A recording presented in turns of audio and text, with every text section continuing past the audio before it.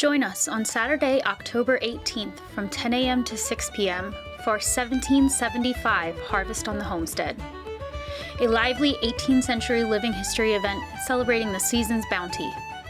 Experience traditional grape stomping, or pigéage, for wine, harvesting apples for cider making, and live beer brewing demonstrations by Oakgrove Farm. Discover hearth cooking techniques and savor the flavors of the past and bring in the produce directly from the garden. Celebrate the harvest with dance, games, and more that brought the community together during this festive time of year. Featuring special guest presentations from Drew Shuptar-Rayvis, offering an insight into traditional harvest traditions and medicinal plants. Then gather around our bonfire for our special evening tradition. Don't miss this hands-on, interactive experience that brings history to life in a fun and engaging way. Join us to experience Countdown to 250, a mobile experiential unit by America 250 PA. Tasty food and drink vendors make this a full-day experience.